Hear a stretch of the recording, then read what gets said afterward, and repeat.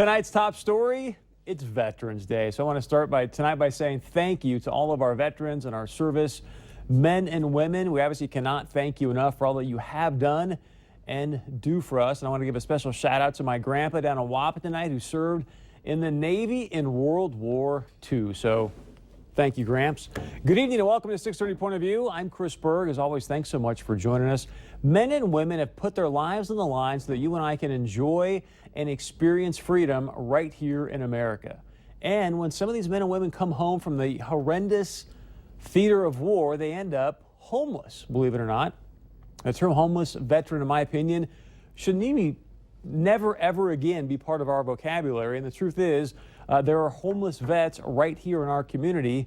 And as we head into the winter months, I believe we must be doing everything that we possibly can to ensure that every veteran has a place to lay their head each and every night. So with me tonight, a couple of people whose mission it is to never have another homeless vet in our community ever again is the Fargo VA Programs Manager for Housing and Employment, Diana Hall.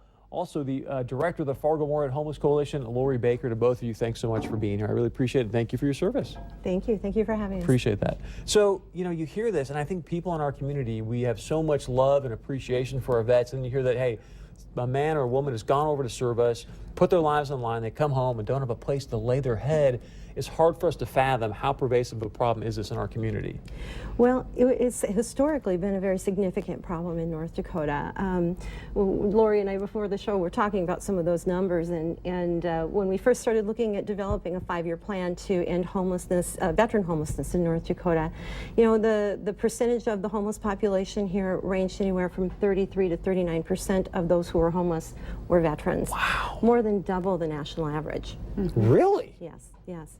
So what was going on there? Because that is astonishing to me when I think about, again, how much we appreciate and love our vets. How are we double the national average? My belief is that we serve at a higher rate than the national average, but I'd have to look to Diana for that. That would be correct. North Dakota is a pretty patriotic state, and we have a higher per capita number of people who serve in our state, and that in the oil boom brought a lot of people coming back from war and wanting to be able to make a living and support their families, and they come to North Dakota and run into some problems. So. But there is some good news, because when I first met you a few years ago when I was doing radio, you said, look, Chris, this is my mission, is to ensure that we never have another homeless vet in our community again. Talk about what you've done over the past few years to really eradicate this problem.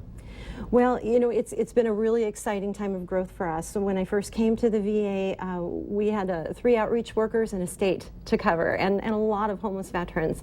And with the support of our community partners and with the support of the VA on a national level, we've been able to expand homeless services throughout the state of North Dakota. We have supported permanent housing in Dickinson, Williston, Minot, Bismarck, Grand Forks, Fargo. We've been able to launch and sustain a veterans transitional living facility here in Fargo called Project Heart.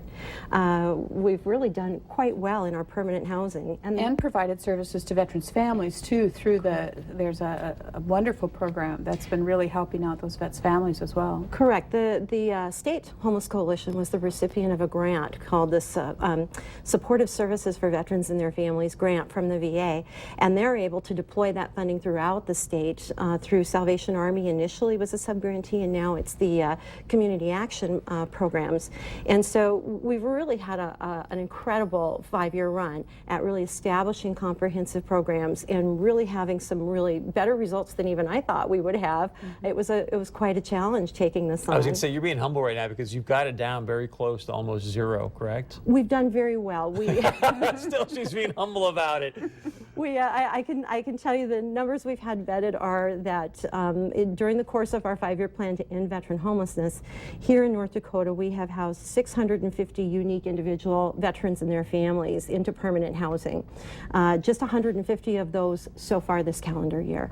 So we've spent 5 years kind of building these programs and building up a really great continuum of care with our community partners, and we're starting to really see the success from that for our veterans. And I want to get to that. How can our community obviously support vets, homeless vets, and I know, Laura, you obviously play a part in that as well, so talk to us about what you're doing to support families and vets in our area as well. What we do exceptionally well, I think, in Fargo Moorhead is work together. And I don't know if it's because of all the flood fighting we've had to do, but we really work in coalition well. So we share ideas, We don't duplicate services. We dig that out where we need to.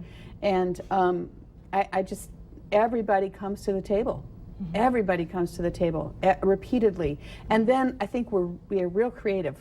We've had a ton of innovation, and that's the other thing that I like to call us a solutions incubator, which I actually stole from NDSU, but but Quickly, we really though, come up with ideas. Because you work with a lot of families, are you seeing a lot more families that are homeless in our community? Yes, families, two-parent families is one of the really trending up groups. There are 81 kids in emergency shelter tonight, and my belief is if we can house 650 veterans, we can house families. I absolutely believe that we can end homelessness. That's not just something we say as a throwaway. We can end it. Diana, I want to give you the last word. One, how can people help if they want to support, obviously, veterans in the program you're doing to make sure they've got a place to lay their head?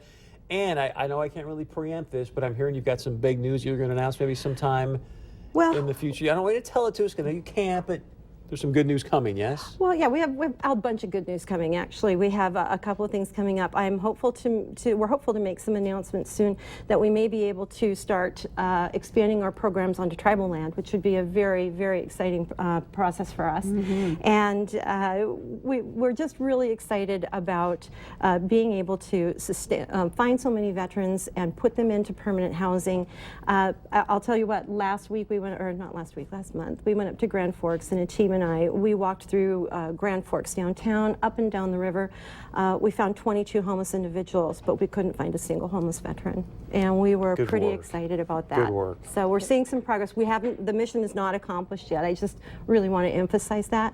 But we've done a lot of good, and we're going to continue to work with our community partners until the mission is accomplished. And you've really proven the model. You've proven what we can do. That's the key thing. Yeah. To both of you, thank you very, very much for all the work that you're doing. We appreciate it, and thank you again for your service. Reach out to the Fargo VA if you want to talk to Diana specifically, but hey, I want to make sure that vets have got a place to lay their head. So stay with us. Coming up later in the show, we're going to do our Bison breakdown segment with our very own Beth, who will break down the game coming up this Saturday against the Youngstown Penguins.